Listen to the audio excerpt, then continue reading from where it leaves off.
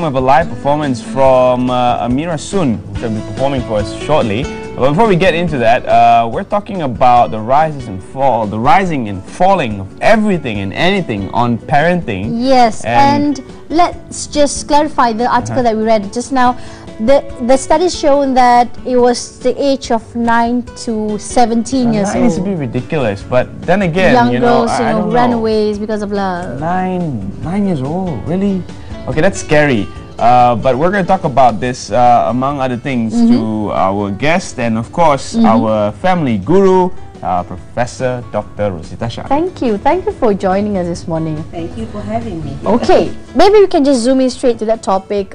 You know, maybe it's more serious, especially when young girls run away from homes and again blinded by love. Your comments on that?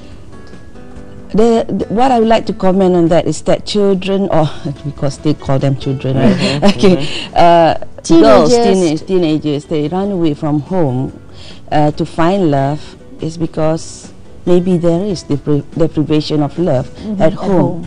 Because as a young girl, it is easy for them to be mistaken what love is, and even also for young men or whosoever.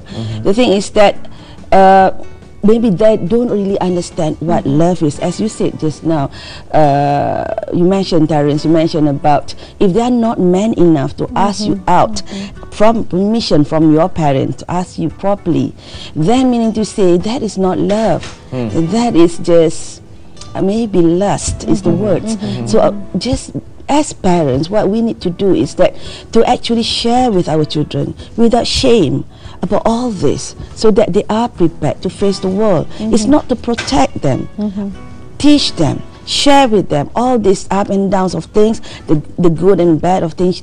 Tell them about what we are facing in this world now, because once they understand, when they have knowledge, they'll be able to judge themselves. But if you are trying to protect them, and we are trying to protect them and thinking that we do not want them to go into that, and so we prevent them from being friends with other people, just ask them to stay at home, the mind will be wandering, because as they are growing, as become a teenager, the hormones will also change, and we need to understand that. And if there is not enough understanding of love and the giving of love, the true essence of love, then the children, these teenagers, they will be wandering and they'll be easily influenced by people who are not responsible and think that that is love.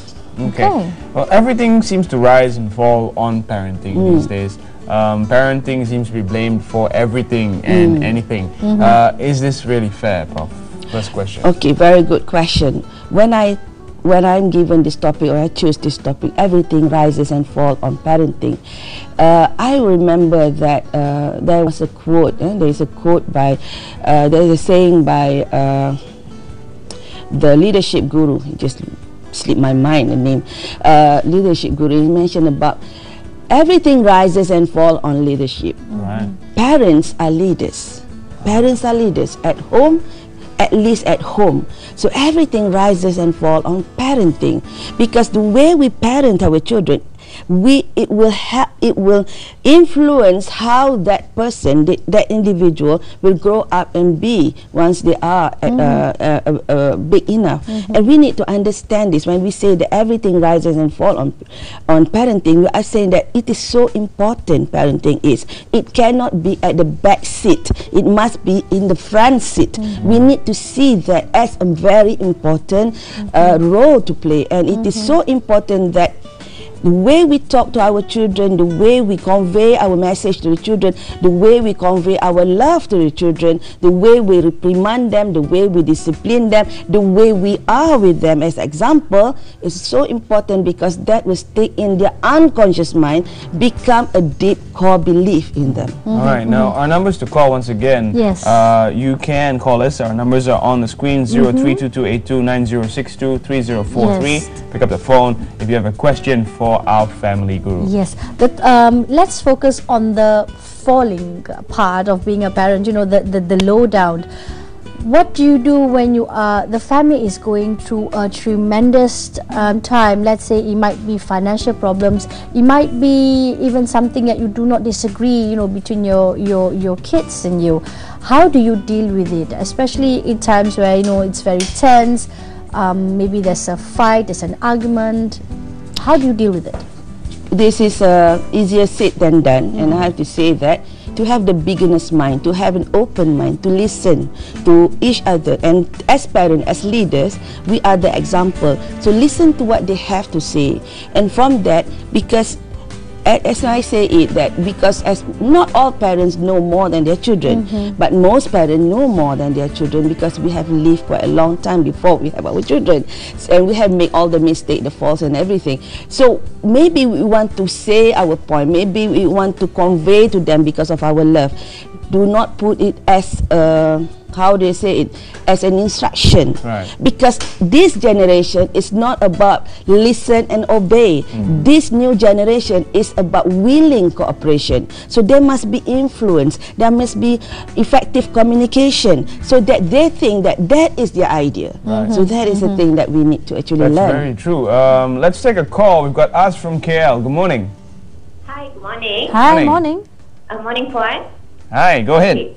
Ask your question. My question is, okay, I'm a parent whereby I'm quite friendly to my son, and most of the times I try to get his opinion and my opinion combined and get the things done. But this issue becomes a very big issue in his school, whereby other parents feel that what I'm doing wasn't right. And they even go and approach one of the teachers and inform to them the way I'm dealing with my kids was not appropriate, and they inform that if this goes on, that means other kids also will be forcing their parents to do so. So I'm in a dilemma whereby should I just continue doing my way? Is it right? Is or it working? do I have to like follow where other parents are informing to us? Is it working? Is your kid, you know, a good kid? Is he listening to you? Are things all right between you guys?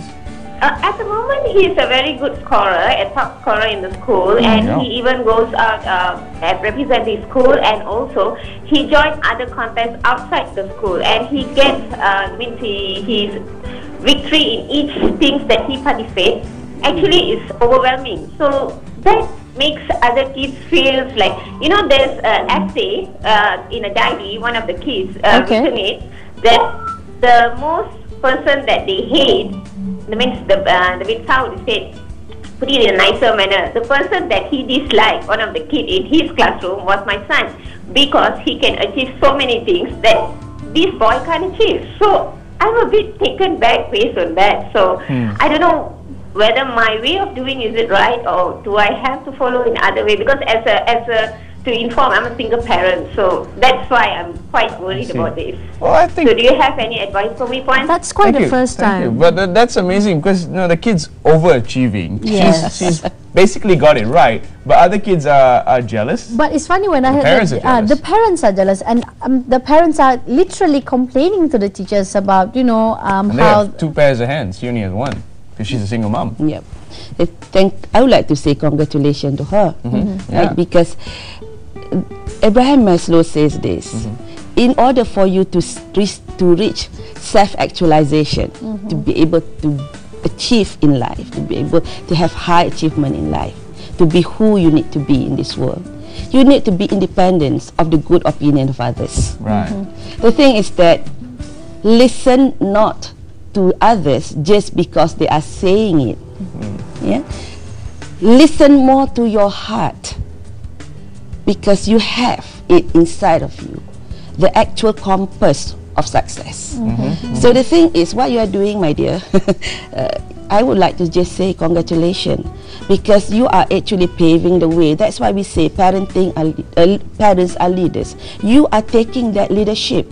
You are giving your son the freedom to choose, not just to choose without knowledge, choose with understanding, and because of that your son become more responsible because he is responsible on his choice or choices, and that is something that is lacking in this world now.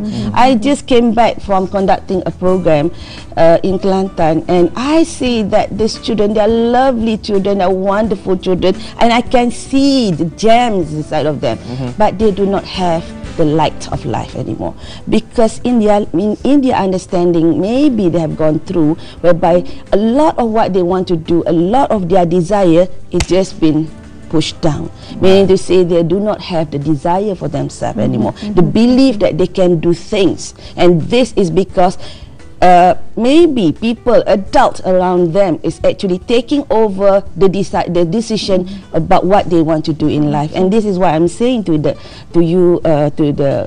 lady that asked the question just now, my dear, just be with yourself. And it's not that about, as much as we want to listen to ourselves, we also listen to others, but just to balance it. This is called internal referencing versus external referencing. So meaning to say, we need to actually be in touch. Is it the right thing that we are doing, as you are saying? And I'm saying that it is the right thing. The only thing is that you've got to stay put, you've got to be firm, you've got to do it with loving and kindness. Right. And you know what, I also think you should start a Facebook page. You should share your parenting tips with the world. I mean, maybe they don't know exactly what you're doing, that's why they're not sure, and you fear what you don't understand. Come to my parenting page. Yes, that's true. I can think link yourself up it's with very Prof. true that a lot of people fear what they do not understand. I like it when you say another topic, fear when you don't understand. Another topic is being overprotective or helicopter parents. There's a word for it.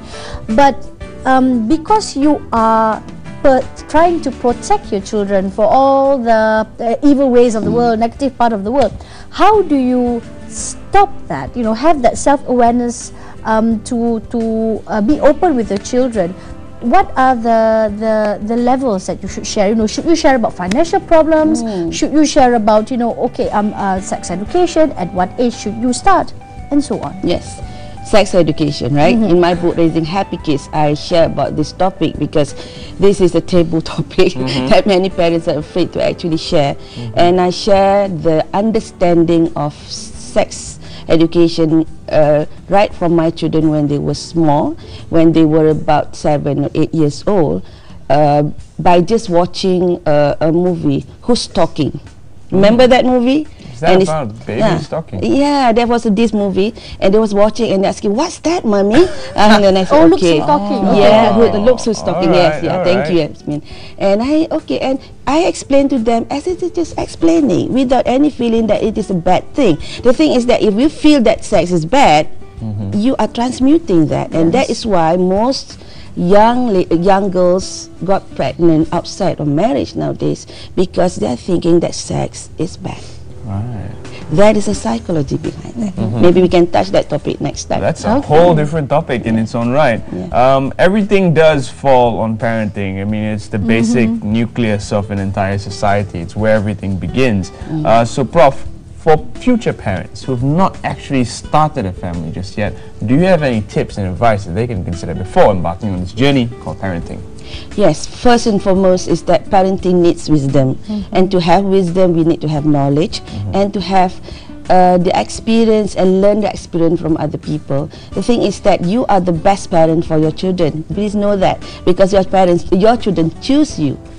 Your children choose you to be their parents. So you have the answer to whatever challenges that they are going to face, together with them having that answer. And when you understand that it is not parenting, our children is not ours. We are there to guide them to be the best they can be in this world, to self-actualize. So the purpose of a parenting must be clear. It is not about getting A in exam. It is bigger than that. It is about helping our children, supporting our children, nurturing our children to be the best they can be in this world. And the best they can be in this world might not just be academic. It can be more than that. So my tips on this: before you are parents, be ready to be parents. Be the parents now. You know, look at other children. do take care of children. I'm talking to my 16-year-old daughter. After her SPM, I said, after SPM, you're not going to work at McDonald's or whatsoever. You are going to stay at home. You are going to manage this whole house. Wow. Then after that, you are going to manage this whole house, and then you're going to work outside part-time. Then when you're able to do that, I'm going to give you if you have a niece or nephew, to try and train yourself to actually take care, because if you do not have the experience, when you don't have you are not a parent, you don't have the experience taking care of little children. That's why many young parents become bonkers. All right. And for more tips of how to take care of your little ones, you can go to Prof's Facebook page. We've linked her on our Facebook page. Thank you so much, Prof, for joining us as usual Monday morning.